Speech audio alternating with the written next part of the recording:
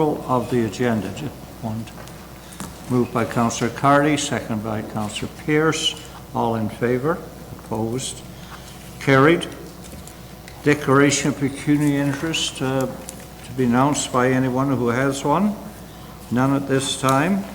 We'll move on then to the main event of this particular meeting and agenda, and request that Todd McDonald of Performance Concept Consulting, did the author of the Brant Land Ambulance Action Plan, come forward for the presentation. Welcome. Please commence when you're ready. Thank you so much, Mr. Warden. I'd like to introduce my colleague, Mr. John Perno, who has worked closely with Thank me you for the title. on the assignment. We'd like to run you through the findings of our study today. This is largely tilling the same soil that we talked about with some of you in the ambulance committee approximately a month ago. Thank you so much for coming back. It's important that we move on. We're pleased to be here and to allow your whole council to hear the findings. So what I'd like to do briefly is take you through some of the highlights of the report on the analytics side, the data that we crunched and the system performance insights that we gained from that exercise. We're bringing back one additional piece of information that a member of the committee asked some questions about, and I'll focus on that at the point of at that point in the presentation. Mr. Perno will quickly go over the peer benchmarking findings from the report. I'll address the demand forecast looking forward, the challenges and impacts of population growth in an aging society, and then finally we'll run through the action plan recommendations, the scenarios that we looked at, and our recommended plan for you moving forward. So starting with call volumes. Take a good look at this pattern, because you're going to see this sort of swirling pattern through much of our data. The top graph is dealing with the annual call volumes in 2012. The bottom graph is dealing with the average calls per day. And so you can see in the peak of the day, we're seeing the most call volume. Thanks, John. Yes. Peak of the day, we're seeing most of the call volume. And when you look from 2012 forward to 2015, you'll see very similar shapes, 12, 15. The difference is the peaks. The peaks are considerably higher in 2015, up over 1,400, close to 1,500 annual calls at the peak hours of the day, and an average number of calls per day of 4. So what we're seeing here, of course, is in a place that has population growth and an aging population. Historically, we're seeing growth in call volumes, and we're seeing this pattern. Keep that pattern in mind, that squiggly pattern through the hours of the day. It's going to repeat itself. We looked at cross-border call patterns, and Brant is a net importer of resources from its neighbors, and you can see the comparison of calls done in Brant by others at about 1,200 versus calls done by Brant for others at about 452. And the key issue here is whether we're doing calls for others or they're doing calls for us. In both cases, we're slow, not surprisingly. 90th percentile response times of over 20 minutes when our system response times are much lower, around 12 minutes. And so this cross-border, cross-subsidization is not ideal from the point of view of ongoing resourcing, nor is it ideal from the response times that patients are finding, are experiencing. System busyness, our friend the squiggle returns the pattern. System busyness, this is the question of what percentage of each hour are our ambulances on calls, active in call time, versus deployed somewhere waiting for the next call. And you can see again, when you see the peaks in 2015, these peaks are higher than they were in 2013 when you added resources. They're similar to the levels that they were at 2012. The peaks are up over 40%, and that is a level of system busyness that is significantly higher than sort of the industry standard of around 30%. And so what that's showing us is that in the peak times of the day, we're busier than we should be to guarantee proper response times and available resources for all of the calls.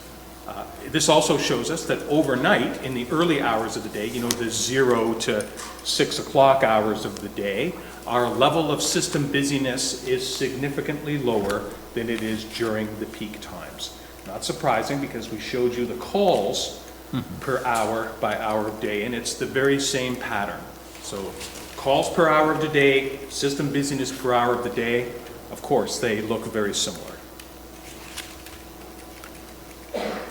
That level of system busyness that we're seeing, system busyness for large swaths of the day, close to 40%, are having an unfortunate and concerning impact on the availability of ambulances to do calls. And what this data shows you is the number of occurrences and then the average duration of those occurrences where all of our ambulances are occupied and we don't have an ambulance instantly readily available for the next call that happens. And so you can see that on average, almost 1,200 occurrences across this 4-year average. You can see that when you added resources to your deployment plan in 2013, the second half of 2013, that number went down, 1,475 in 2012, down to 1,100, and then down to about 1,000 in 2014. So it dropped by almost 500 of these incidents when you added resources. We've seen since then it has started to climb again in 2015, and the projections for 2016 I think would reveal that it is continuing to climb. Now the average duration, this is the average minutes where we don't have an ambulance available when our ambulances are completely utilized. And you can see it's averaging, about 13 minutes, from a high of 15 to a low of about 12. Continuing to look at this 0 unit problem, we can see that the total time spent at zero, if we expressed it in days of the year, had a high of 14 days of the year. So imagine, pick the 14 days and we don't have any ambulance service on an aggregated basis. If you look at the total time spent at 0, that number is down to about 9 in 2015, but it averaged over 10 for the 4 years. And then, perhaps most concerning, when we hit 0 and the next call happens, our response times, our average response times, are at around 18 minutes. And that's compared to a typical average response time for the whole system of about 8 minutes. So our response times are eroding by more than 100% when we hit 0 available units. And that this is happening, as I showed you, more than 1,000 times a year. Think of it almost 3 times a day. Now, an excellent question that was asked by a committee member at the last meeting was, well, when is this happening during the day? And this is important when you look at the recommendations that are recommendations to you as well. Not surprisingly, probably agrees with your intuition, certainly agreed with mine when we ran this additional data, is that the 0 available unit problems, the greatest percentages of them are happening in the middle of the day, where both our call per hour and our system busyness numbers showed you where we're the most busy. We have the most resources deployed then, but we also have the most calls then, and we're the busiest. So that's when it's happening, in the core of the day. The levels and the percentages of 0 available units happening overnight in the 0 to 6 hour frame is less than 10% of the total 0 available unit occurrences. So the risk is lower overnight of this happening. It happens less often. Now, beyond 0 units, and keep that in mind because that's what we're going to address fundamentally in our recommendations, we also looked at offload delay. And of course, what we're seeing here is offload delay in terms of the number of times it happens, the number of times where we're facing offloads of greater than 30 minutes. And you can see that we're up over 1,000 occurrences in both 2014 and 2015. And the 2016 projection, based on the 5 months of data we had available to us when we did the study, shows that 2016 is going to be even worse, up over 1,300. The total hours that we're in offload delay mode runs from a high of 482 in 2015 to 276 so far in 2016, but again, headed towards the highest total from those 3 years. And the average offload delay time per day has moved from about 1.5 minutes to 2 hours. Now, one of the things that I want to make clear, though, when we talk about offload delay, is when we compare the offload delay realities that you're facing here in Brant to the urban offload delay realities in larger Southern Ontario offloading sort of delay impacted jurisdictions, places where this hurts, the pain is relatively less. John is very familiar with Middlesex, we're familiar with the GTA, with Hamilton and others.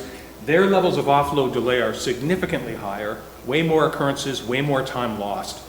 Our assessment is that this is a secondary problem or concern here in Brant. It's getting worse. We have to get a handle on it. We have to deal with it, but it is a secondary level problem. Those 2 hours equate to,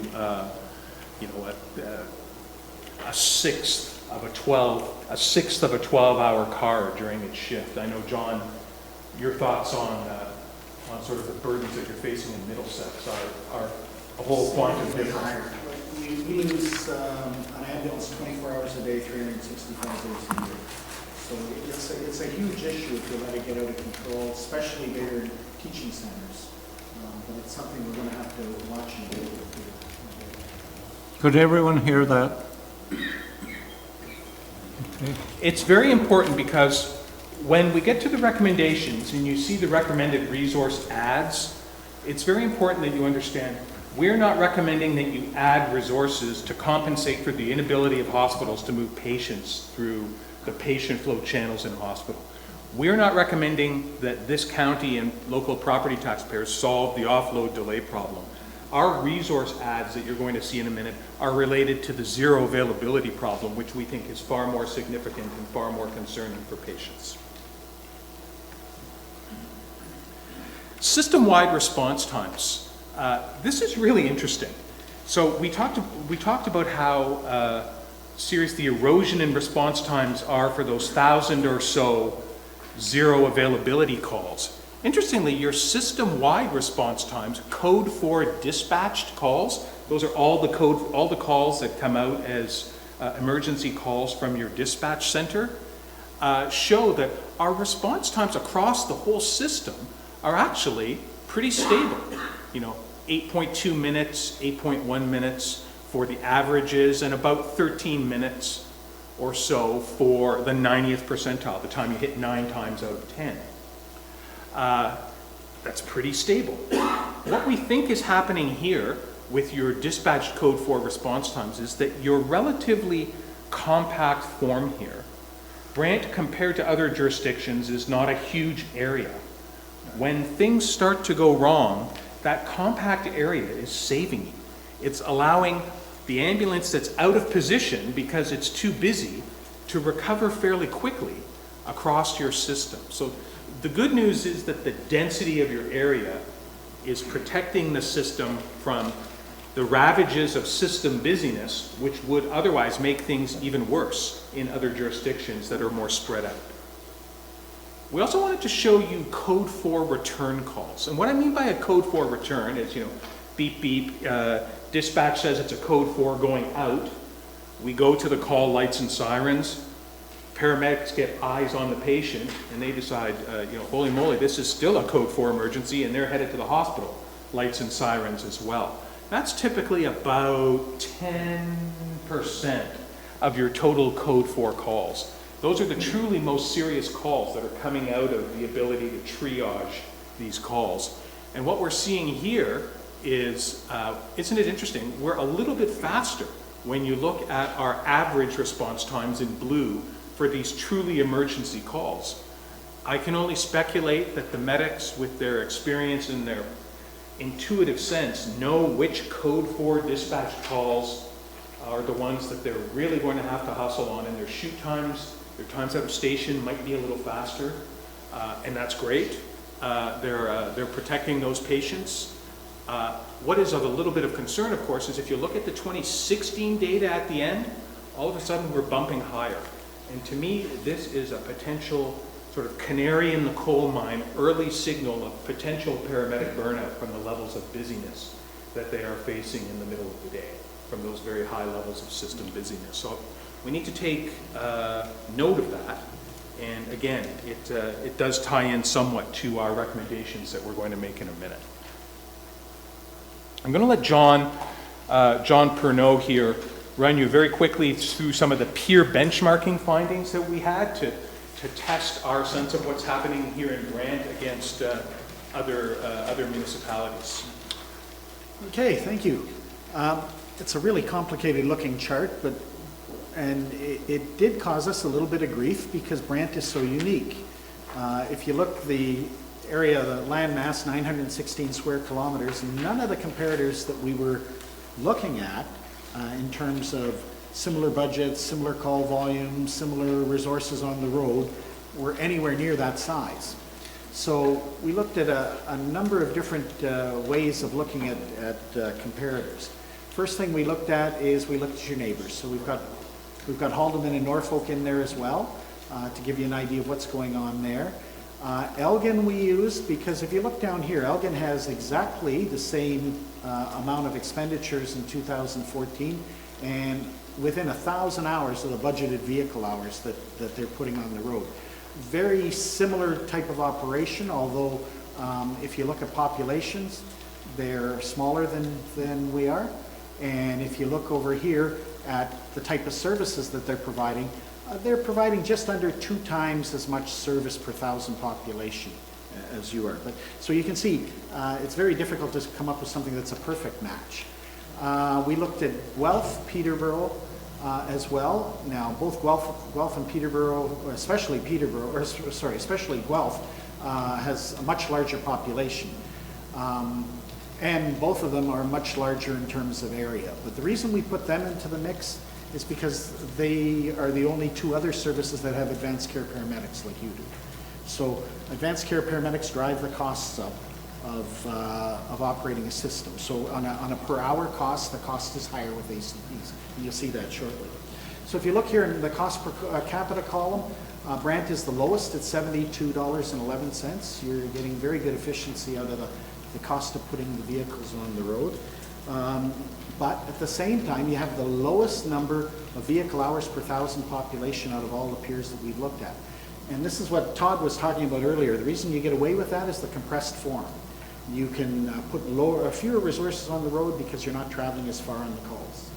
So that's sort of interesting. If you look at vehicle hours per 100 square kilometers, you'll see you're at the highest level there because of that small condensed form as we talked about. ACP issue that we were talking about, if you look here, the top 3 expenses per hour, or top 3 costs per hour, Brant at 194.04, Peterborough at 225.41, Guelph Wellington at 187.20. So all 3 of the ACP services are higher. That's a decision the council makes when they go to ACPs. There's a higher wage, there's higher drug costs, there's equipment costs that come in, but you're right in the ballpark there. You're in the middle of those 3 over there. Any questions on that benchmarking as you see it there? So your uniqueness is that key blend of a fairly high population being applied to a fairly compressed area. And so, if you want to look high or if you want to look low, those are the explanatory factors in any particular case. It's that relationship, that ratio, if you will, of area and population. Now, when you look at, oh, sorry, yes. Thank you, Richard, for you presenting. So you talk about the ratio of land mass to hours and people. If you took an area such as Mississauga, a borough that could be the same size of land mass, what would you see? What would the differentiator be there? Because you're talking about an area versus population. And I'm trying to figure out what that would relate to, because it really doesn't relate to those there because of the land mass and population. Right. So if you took a borough, Mississauga, Brampton, any of those areas that may be in the same square kilometer rating, Unfortunately, we can't do that with a borough as such. We can do it with the whole region. municipality. And it is similar to Niagara. We found that your numbers are similar to Niagara. But isn't though the area such as Mississauga has their own fire department, ambulance bases, would they not have their own? Well, they would have their own ambulance bases, Councillor, but as being part of the Peel system, those bases would be fairly fluid, so ambulances from any part of the region on a busy day could be serving patients anywhere in the region.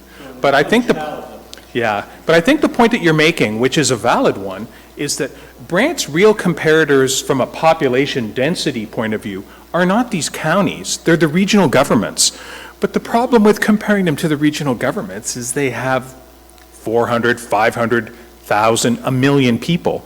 You're getting the same densities, but their scale is sort of wildly off of our scale. So, I mean, the key is, for a perfect comparator, you don't have one. Instead, what we've done is we've pragmatically compared to some of your neighbors and some others that had elements of a fit, but, you know, Cinderella's foot isn't quite fitting into the slipper with any of these comparators. It's an awkward fit in some ways. I'm just trying to figure out how the benchmark is going to work when you don't have those proper comparators. Are you really benchmarking or are you comparing? I think what it does show us, which is valuable, is that the budgeted vehicle hours, for instance, the 48,000 vehicle hours, if you look at them on the basis of the area being covered, you've got an adequate level of vehicle hours to cover the area, and sort of population is kind of layered over top of the area. I would put it to you that geography first defines where you put bases and where you put resources so that you can sort of draw a response time circle around it and make sure you're covered. You guys got great advantages there in terms of the compressed area. What that then ends up translating into, though, is because you've got quite a few people within that area, is sort of a low number of vehicle hours per person. So it's this constant trade-off back and forth between the geography and the population, and you know, you're not a perfect fit with these guys, but what I think it's showing us is that you're a reasonable fit for the circumstances that you have here, which are somewhat unique. You certainly don't look like an outlier, and your costs on a per vehicle hour are certainly comparable and competitive from an efficiency point of view. Well, and that's where I'm having the difficulty. Comparing the cost to efficiency, that's where I see the catch-22. Well, I'm just going to, if you let me go to the next slide, I think you'll see how we've done that comparison for you. But you're right, like one of the other things that we really should be looking at somewhere in the future is the types of the patient mix that's here compared to those other municipalities. Because if you look at it through the ONBI assessments, for example, the regions have a sicker population. They carry more of their patients get carried per thousand population than in the counties. It's quite a significant difference. So again, that's not a perfect fit because of that issue as well. And we could do all these comparators back and forth, and we're not there to the perfect fit yet. But this is what we did here, because one of the other issues, if you remember, you as council adopt the response time performance plan every year. So in your case, cardiac arrest, 6 minutes, 30% of the time, and then it just goes up the scale from there. 8 minutes, 65% of the time for CTAS ones. Each one of these comparator municipalities has different response time performance plans. So how do we compare you to see how effective you are, if you like? Not efficient, but how effective you are. So what we did was we were able to sort of reset all of these municipalities so that they had exactly the same standard that you have. So you're probably used to seeing these numbers. You're over your standard in each one of these that you've set, and only logically so. You set the standards, you know where you want to be. So you're over 35%, you're over 65%, you're over 90% all the way along. What we did is we reset Elgin and Haldeman and Norfolk and Peterborough and Wellington to give us those same standards and to see how they perform in comparison. And as you can see by looking at the charts, you're really layered on top of one another. In fact, if you look at yourselves and Norfolk, which is blue and purple, right down here, you're right on top of each other. And yet, if you look at it, Norfolk has twice the vehicle hours, and a higher hourly cost than you do, but you're performing at that same level.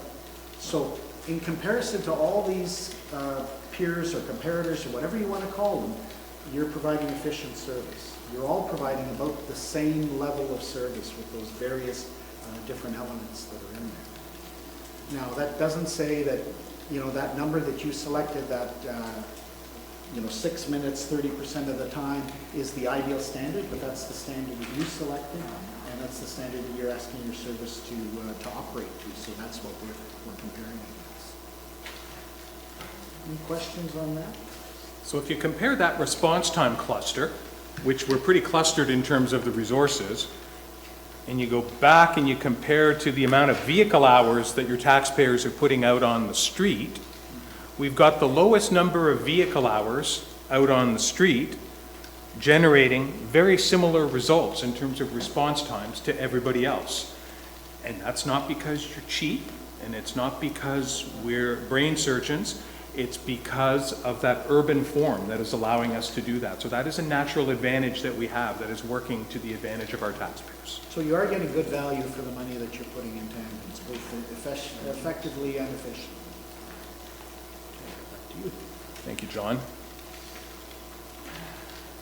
So we also had one more look at the peers, the zero in the system busyness information that we wanted to look at across the peers. And what we see is that Brant's characteristics as a more urban service in terms of system busyness levels, we're way busier than the peers. And in terms of system busyness, the bottom, you can see our peaks. You know, we're peaking out with levels of system busyness at peak day at 41%, in sort of the tail of the peak day at 35%, an average level of system busyness here that is, was it the one in the middle, John? I mean, look at that. I mean, we're sort of blowing everybody away in terms of average system busyness and in terms of our peak. Not surprisingly, when we're that much busier, when we're that much urban in many ways, the levels of system busyness, up here, our 9 days or our 17 minutes or our 12 minutes or our 1175, our zero problem is a hell of a lot more serious than anybody else's zero problem. Their systems look like traditional counties, ours doesn't. Ours looks more like one of the urban regions in terms of the levels of zero availability problems that we're having. So, if everyone had the same system problems with zero available units, you might look at that and you might say, well, that's the price of doing business among these comparator systems, and we may just have to internalize that risk. But that's not the case. This is an exceptional level of patient risk that we're seeing for those 1,175 code 4 calls, or those 1,175 incidents of zero availability, and that's concerning to us.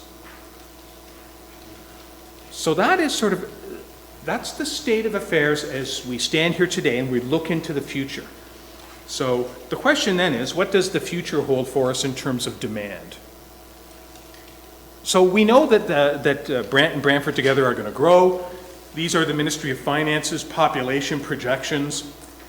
Without getting into the nitty-gritty of everybody's individual official plan land use forecasts, this is what the province says is sort of a base case for population growth across this census measurement area, Statistics Canada, fancy language for Brant and Brantford.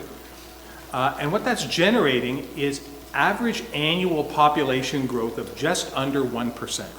So we've got steady 1%-ish population growth out into the horizon, out to 2041. That, of course, is going to create some new demand for ambulance services going forward.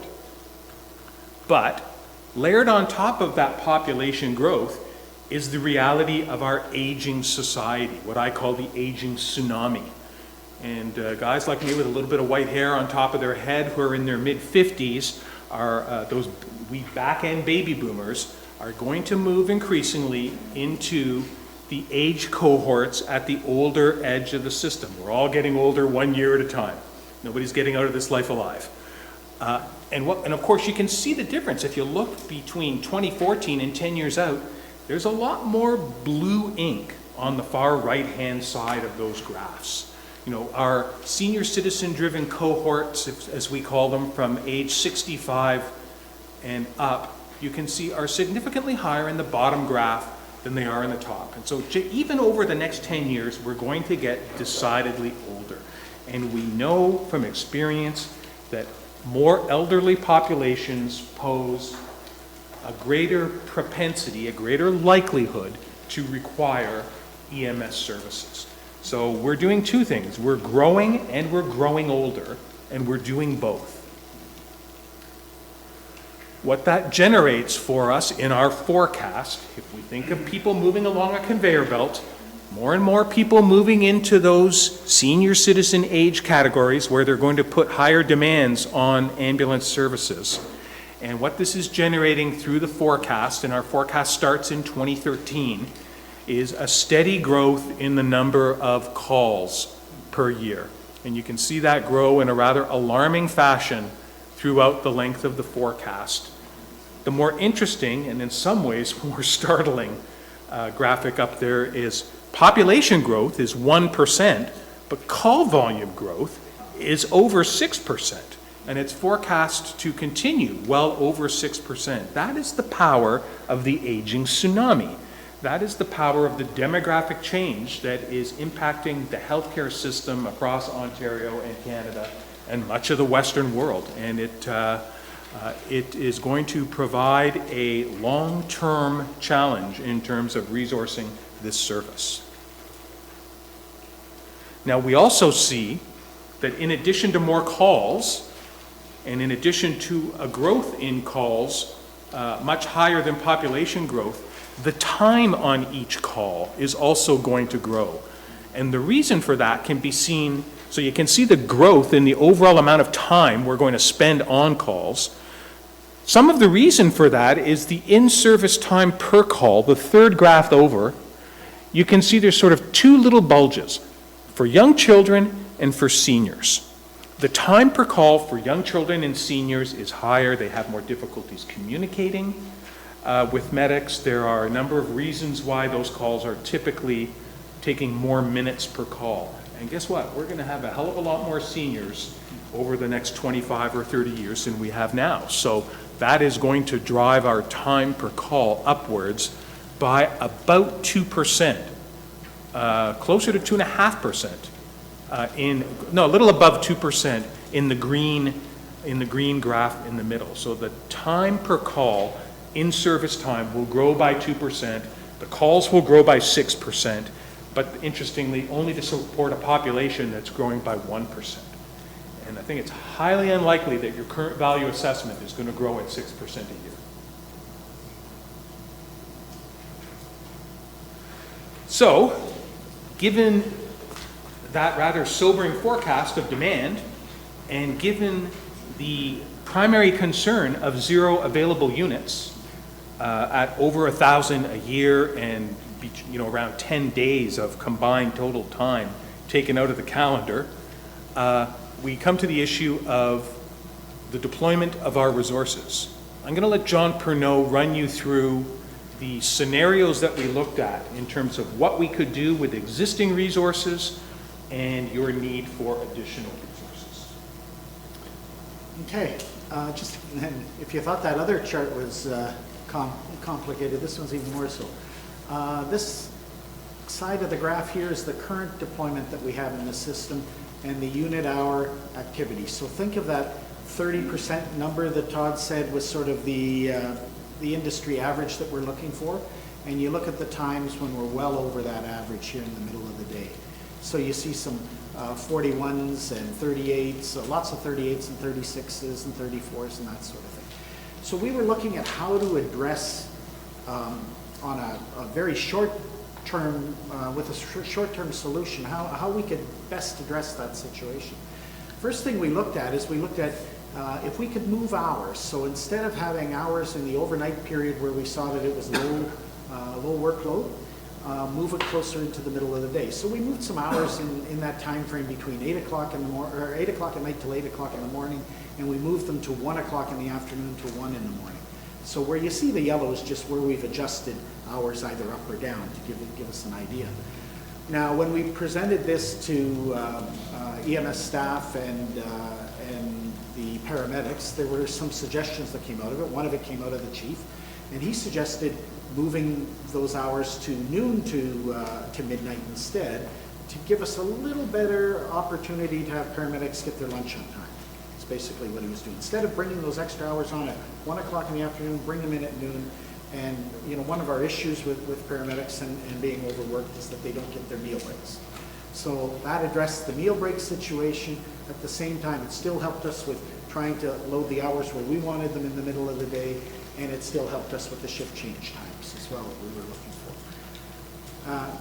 You have something there, John? Yeah, just a quick comment. When we discussed this first step in our sort of change plan with the committee, there was an excellent question, and it was, well, what are we doing to the overnight shift if we do that? Are we leaving the overnight shift exposed in terms of,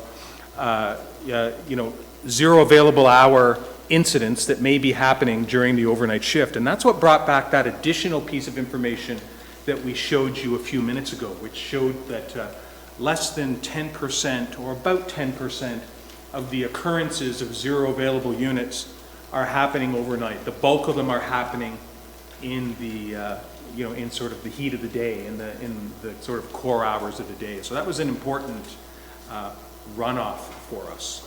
An additional piece of work that we had a look at, it's not in the presentation, it's sort of hip pocket that we've done fairly recently, is we looked at code 4 return calls. Remember I explained that those are the most serious code 4 calls? They're the ones when we zoom to the call, lights and sirens on, the paramedics see the patient and they go, holy mackerel, that's a sick patient. So then we zoom to the hospital, lights and sirens on, and that's about 10% of the total code 4 calls. So we looked at those as well by time of day, and what we discovered was, less than 10% of the code 4 return calls happen overnight. So in fact, the code 4 return calls per hour overnight are below average. The higher than average hours of the day for code 4 return calls are again those peak core hours of the day in the middle of the day. So we tried to look at those risks and make sure we weren't creating a problem by attempting to solve a problem. Now, there were no additional hours here. This is just moving hours from an area that has less workload to an area that has more workload. So if you look here, and this is the average unit hour activity over the whole 24-hour period, you'll see it stays the same across here. It's 31% across the whole system for those options because we're not adding any hours into the system. And because we're only moving hours, we don't solve the entire problem. So if you look here in the middle of the day, we still have a couple of 38s and 39s and a 34. Those issues are still there. We've just reduced the intensity of the issues, if you look at it. So the next option was, what do we do about it? And one of the proposals was to add a new 10 in the morning till 10 at night shift to cover off that period as well. When we add just those hours, this is what it does to those numbers. Brings it down a little bit further, and you can see that the overall UHA, because we're adding hours now, gets us under the 30% that we're trying to get to. And those peak hour of the day numbers do go down. They do. Yeah, way down below the 40, that concerning 40 level of system busyness. And it's that 40 level of system busyness that's generating a lot of the zero problems, the zero availability calls. Yeah. So we're down to about 35% in those periods. So then the final option, what you'll see in the recommendation, is a combination of the two over time. Do deployment option B, which is moving the hours to that noon to midnight, and then adding a second shift that's from 10 a.m. to 10 p.m., and this is what it does to those numbers. So it brings us down, basically holds us at the same level because we've just added those same number of hours that we did here before. But when you look at the UHAs across hour by hour, it's a much more efficient system with that added result. Now we're peaking at, it looks like about 33. Yeah, there's a 33% system busyness, 34% versus, 34, right, John? Versus in the status quo, system busyness peaks of over 40%. So we've flattened the utilization is what we've done, and then we've reduced it a little bit with that combination. And our interpretation of this for you members of council is that From an accountability to taxpayers point of view, we think the evidence shows that the necessary first step to justifying new resources for the service, going to taxpayers and saying we need new resources for the service, was to demonstrate the low risks associated with moving 1 of 5 deployed overnight units into the core of the day to come, for the cavalry to come to the rescue of those beleaguered paramedics in the middle of the day. And we're doing it in 2 steps, and we're saying do it as soon as you can with the resource add. And we can sort of adjust or address the timing of that. So there's recommendations here, which I can come back to, but the key is when you look out over the piece, we're suggesting that as soon as you can, while respecting the need to consult with the paramedic bargaining unit and the requirements of the collective bargaining process, the first step is to redeploy one of those overnight shifts, 1 of the 5, to the core of the day on that 10 to 10 basis. Followed by, as soon as we can in 2017, in the 2017 budget year, add that new 10 to 10 shift that we're recommending so that we get a quick 1-2 punch insertion of resources into the system. When we added those kinds of resources to the core of the day in 2012, we found that we could reduce the unit hour, reduce the zero availability problem by close to 500 incidents. So it's reasonable that you could cut that 1,000 to 1,100 down, that risk in half by following those 2 recommendations. What the rest of the forecast tells us is, at least for the foreseeable future, we are in the business of adding a 12-hour resource to the service every 2 years, simply to hold at bay the impacts of population growth and the aging tsunami. And that a regular insertion of resources every 2nd year is going to be required to keep those zero availability unit numbers, that problem, in check and under control. In addition, we've made a couple of recommendations in the off year around changes to the supervisory model. To, in essence, bring supervisors out of the cars and let them focus on more active in the field supervision, which we feel is a positive step towards controlling the offload problem and will have other tangible benefits for the service. And then as well, we're recommending in 2019 that this kind of analytics that we're talking about here sort of goes live as the new planning model for your system. And all of the data that we had to work pretty darn hard to marshal here in the analytics model would be available to you and to your chief and the service on an ongoing basis to make sure that that's built into a dashboard that you can see on an ongoing basis. So this plan that we've come up with, short term gets resources into the field to push back at the zero problem. Long term addresses the need for a steady insertion of resources every couple of years given the realities of population growth and aging. And we believe that there is a very low risk associated with moving the overnight resources. System busyness overnight will go up a little, but it will not go up to alarming levels. And the incidence of code 4 return calls as well as zero availability calls in the overnight shift is far below your system averages and represents a relatively minor risk. The major risk is the one we're addressing by moving resources and adding resources. Now, one of the other issues that was brought forward when we had our meeting with the staff and, the staff in general, was the concern that if overnight an out-of-town call comes in, and they come in quite frequently, we're actually reducing the service level by 1 more ambulance. There's one fewer ambulance in the system. So what we've actually put into the recommendation as well is putting together a system where there's an on-call ambulance at night in case a car gets sent out of town, that you can retrieve that level of service if you want. So that is on there. It's in the report. Yeah, it's in the report as well, but it is on the recommendation. I think it's under the supervisory level. Yeah, implementing an overnight paramedic on-call system. So we've tried to be responsive to what we heard, but we've also followed the evidence where it led us. Happy to answer questions.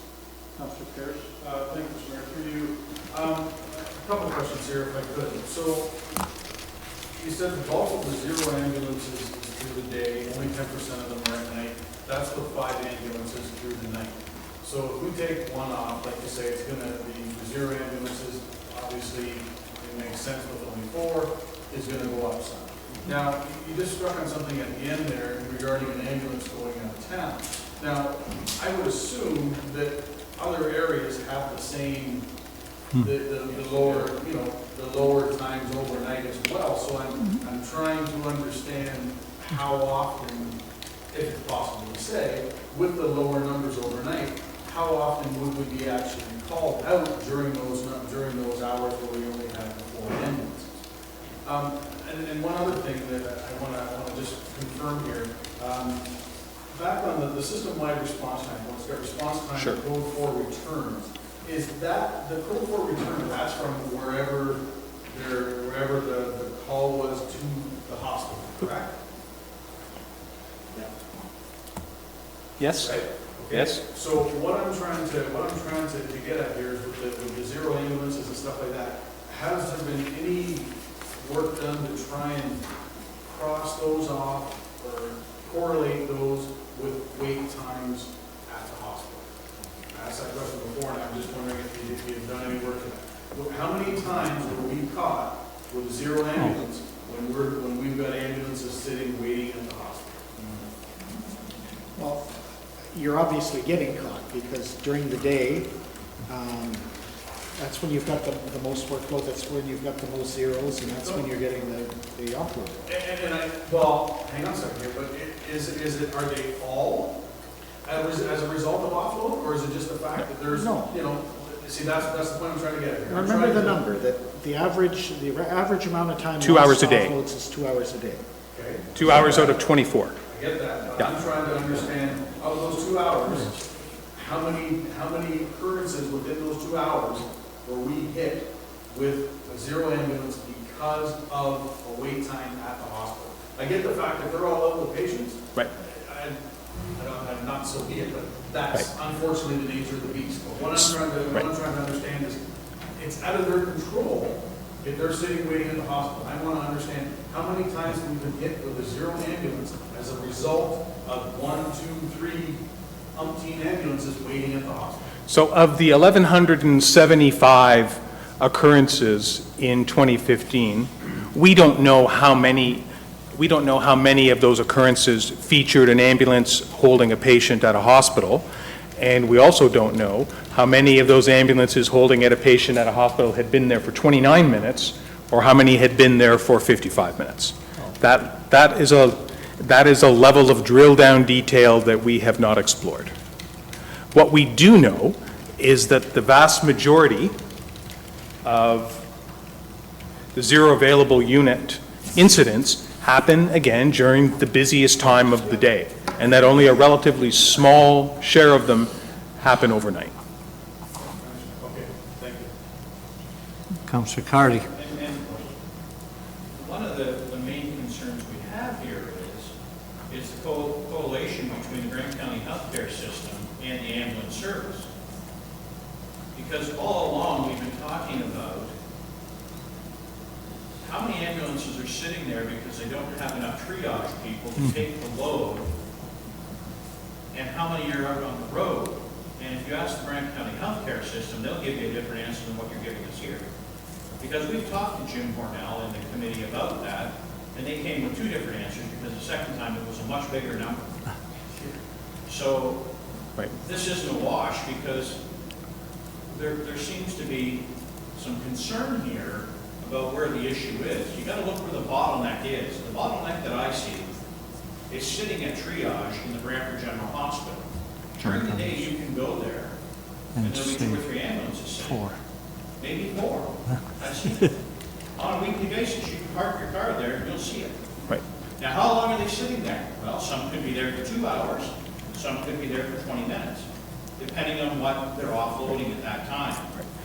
But I don't buy 2 hours a day in a 24-hour period, not even close in my mind, that's right. So this, Remember, it's 2 hours beyond the standard 30-minute offload time. So if you have 20 ambulances that come to the hospital over a period of 24 hours. What this... I understand what you're saying. I totally 100% understand what Okay. you're saying. But I don't think, in my mind, that the resolution of what we're looking for is being fulfilled in the data that we're getting. The resolution that we're looking for is the bottleneck that we're seeing seems to be at the Brant County healthcare system level, at the offload station, at any given time of the day. Right. And we're trying to impress upon the Brant County healthcare system that they've got a problem. Now, they did get funding to add another person to the triage, I believe, for $164,000, I believe that's what the amount was, to help alleviate that issue. But I don't think it's fair to sit here and say there's 2 hours over top of the 30 minutes that's being allowed without, because that's the issue I see anyways. That's where I see the issue. So by way of clarification, Councillor, just so that we are being perfectly clear, the offload information that you're seeing here has not been supplied to us by any hospital who may be counting different process clock on, clock off points in time.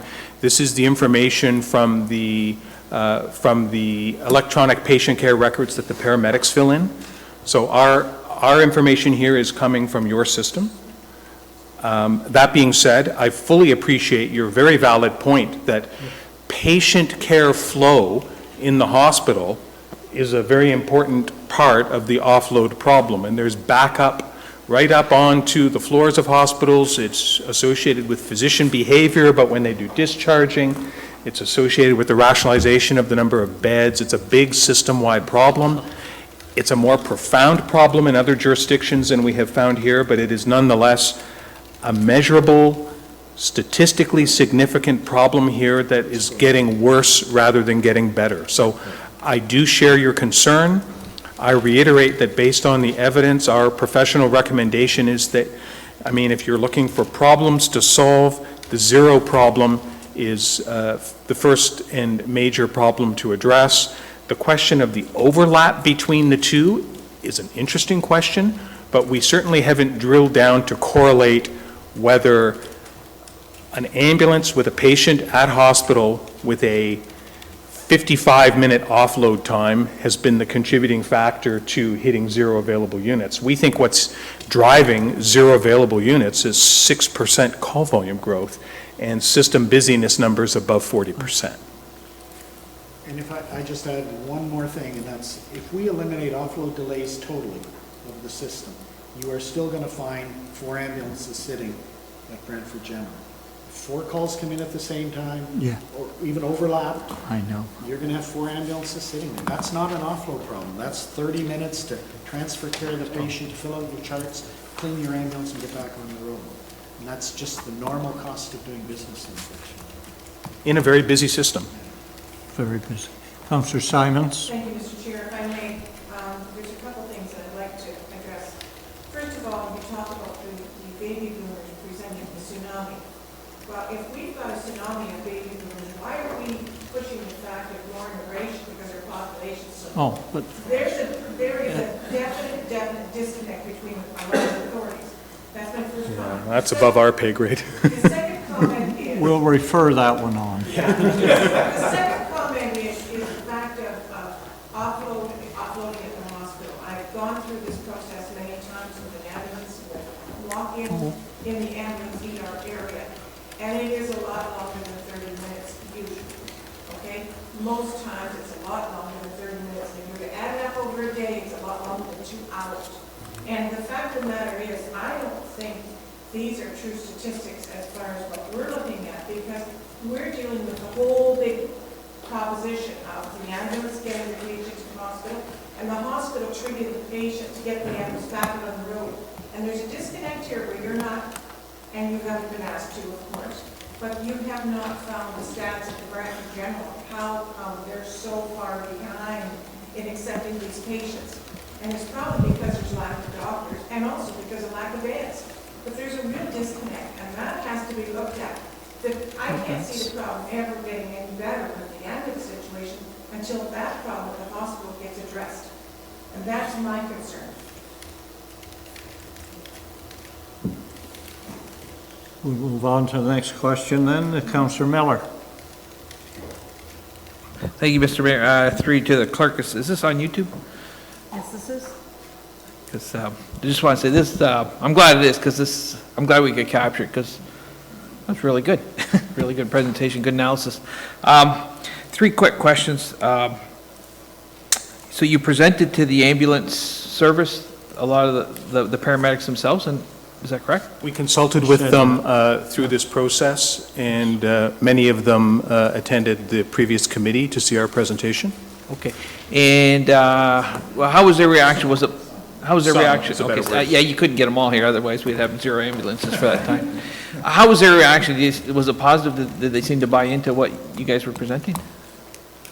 I don't know that it's my job to speak for other people No, about what they I'm just wondering saw. what the No, reaction sure. was. That's right. I'm just wondering how their reaction was, because they did give you some feedback as far as, the lunch and all that stuff, so.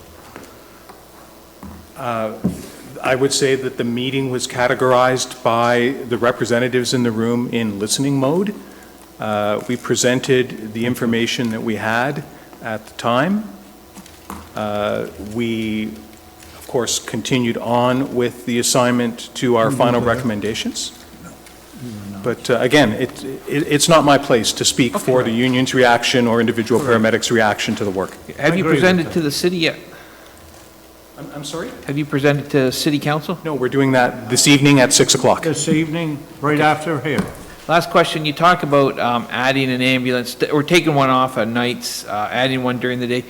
Are you just talking about overall minutes, or did you guys address at what station that ambulance would come from, or what station we would add another one?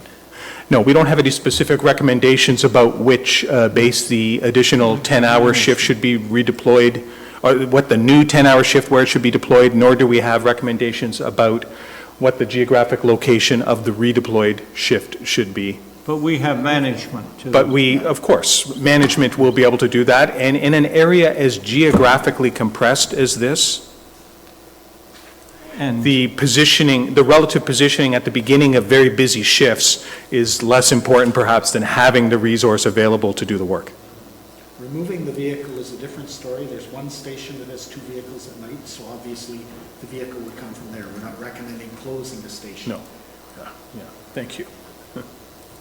Thank you. Councillor Gatward? Thank you, Mr. Mayor. My question relates to page 6, on the cross-border call patterns. Is that chart 1 year or 4 years or Yeah, so this is 1 year, it's 2015 data. 2015? Thank you. Councillor Powell? Would you turn that on, please? Make it green.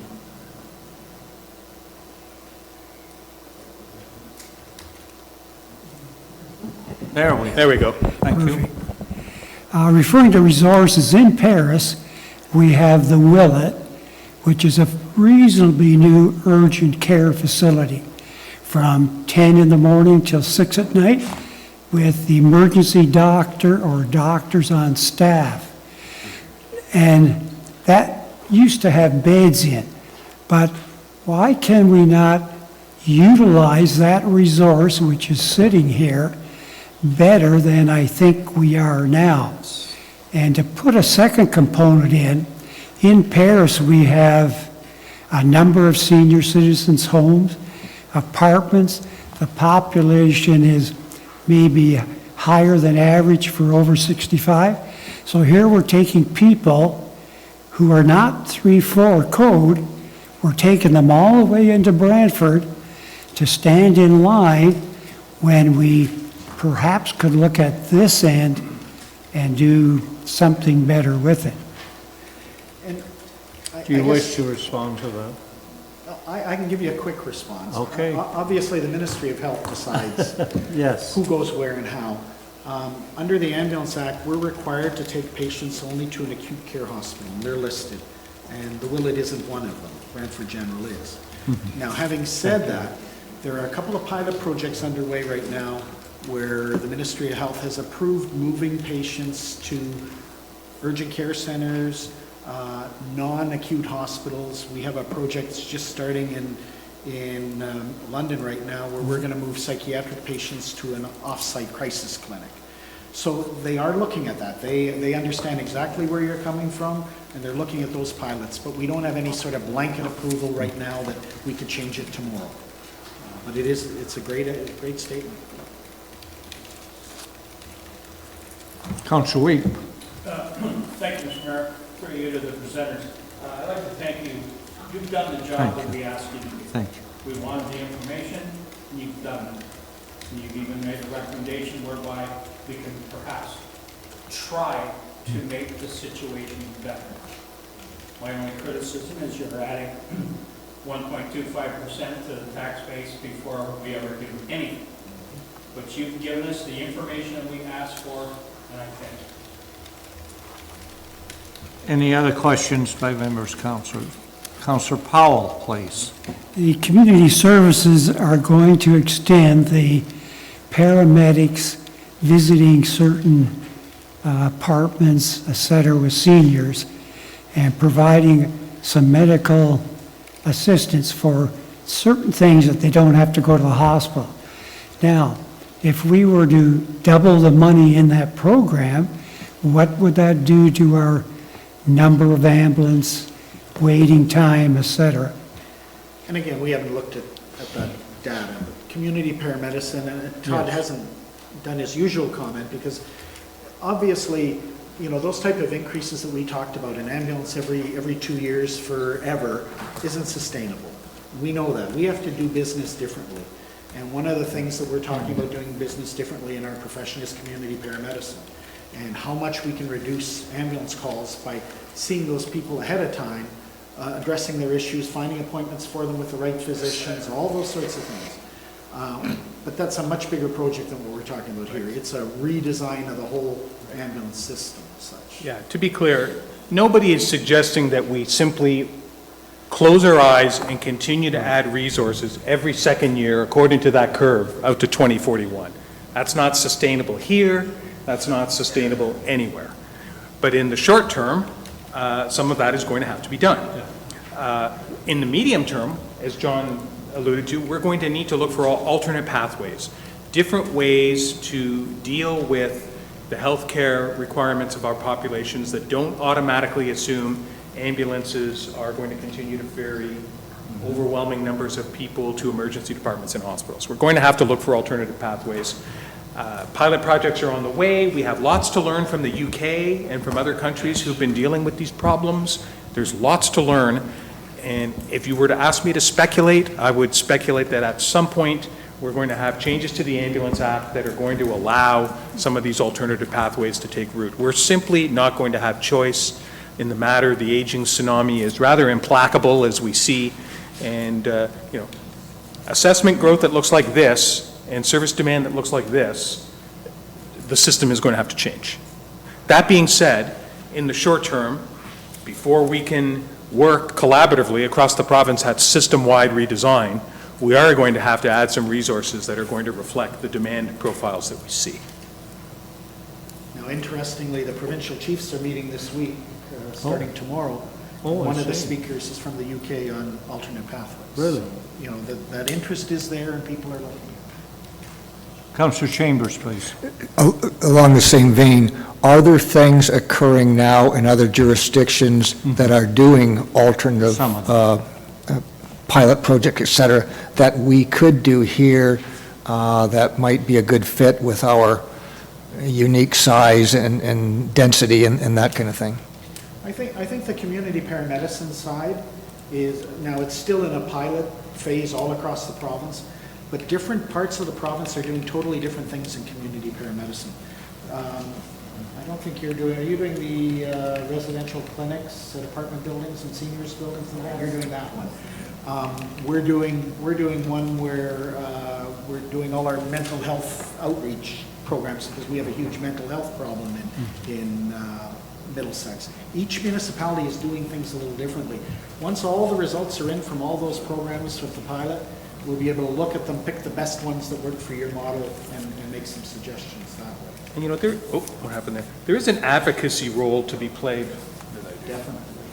by, there it is, by this council and by others to make the point to the province.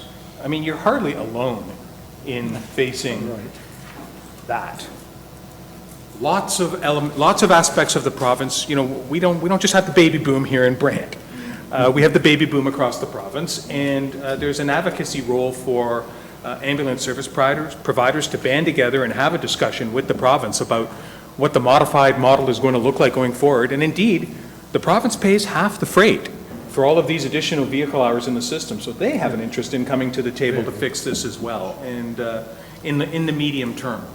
And in the short term, though, we've outlined a couple of important steps that we do think need to be taken to deal with that outlier problem of the 1,100 or so zero-unit problems in their more than double response times. That's an unacceptable patient risk, according to our professional advice to you, that you will need to deal with.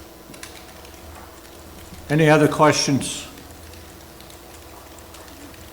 Councillor Cardy. Thank you, Your Worship. One last comment and question.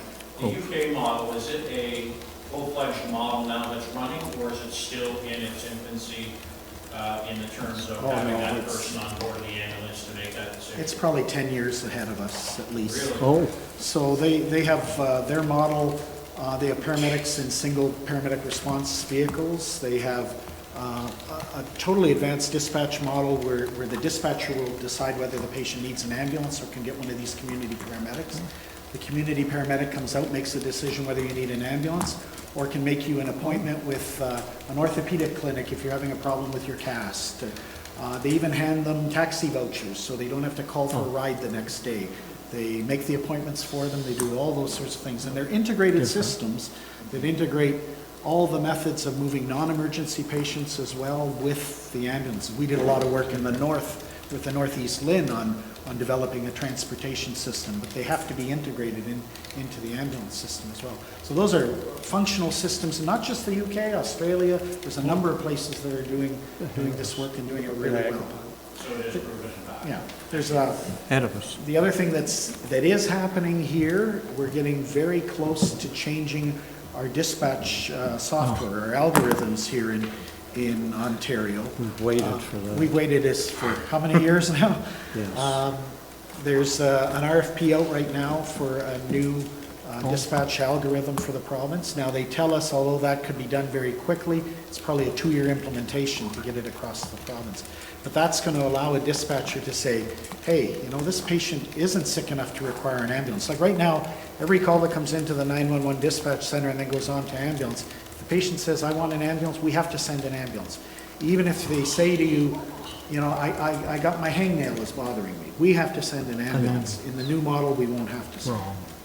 And with the current dispatching algorithm, 80% of the calls are light and siren emergency calls. This is not Iraq, where you know, we have bedlam out there. So we need a better dispatch system that Yes. properly compartmentalizes the seriousness of the calls and allows us to queue up resources. Do we get to the urgent ones right away? Sure we lived do. that for But if we could queue up more of our calls and wait a little bit longer on the less serious calls, then we wouldn't have to do system planning based on Code 4 response times that have a whole bunch of real Code 3 returns in them. Yes. Councillor Chambers. It's interesting because we all sit here and recognize what needs to be done. How do we advocate for that? Yes. Who advocates for change? We can send off resolutions to the minister and we can do this and we can do that, but how do we affect change? Is there something that the municipality can do to affect change? Or when the short term or when the medium term becomes the short term, we're going to be still sitting here saying that we need to be advocate, we need to change, and 30 years from now, we're still going to need to be changing, and we're just throwing money at the resources. So the analytics information of the sort that is in this report, I would put it to you, is the language that we could build a narrative story of change that you could take to senior levels of government. And this narrative in a report like this is not terribly dissimilar from what the narrative would look like for other services. And so an evidence-based discussion, I think, is at the floor of an advocacy approach. It's not going to be politics that's going to make the case, in my view. It's going to be our ability to marshal facts and have rational discussions with our partners at the province, who also are facing tremendous fiscal pressures and need to rationalize the system. And just a comment with regard to a recommendation, the analytics that you're talking about, you're suggesting that we begin when are we going to do that? That was one of your recommendations. Right. So we have a recommendation that says the 16 and 17 data would be available in the first quarter of 2018. CAOs, both here and at the City of Brantford, have had discussions with us about perhaps coming back, if that's the will of this council and others, to provide an update. And we're also suggesting that in the longer term, the capacity to use analytics on the desktop as a system planning tool and an accountability tool continue to be refined here at the ambulance service. So the capacity and the capital, human and otherwise, to do that is readily available. I think analytics is the new buzzword of the immediate future. Anyone else? Gentlemen, thank you for repeat performance, but with additional information. It's a great help, and we deeply appreciate. This is very much needed. I don't need to say that to you. You've proven that. So we'll go forward, and we will be dealing with recommendations later this evening, and I assure you that we will be acting on your recommendations. Thank you for your time, Council, Mr. Mayor. Deeply appreciate it. That completes the business for which this special meeting of council was called, and so we're at the point of adjournment unless there's something further. Councillor Weed? Was there anything further that you had? We will be dealing with it. Is he rushing to leave this meeting? Mr. Bradley will be attending the meeting in Brantford and then returning for our council meeting. Oh, I hope he gets back here in time. I'll watch the traffic, Mr. Bradley. Thank you. With that, council is adjourned. Thank you for attendance. And a special thank you to the paramedics who have attended to hear the discussion.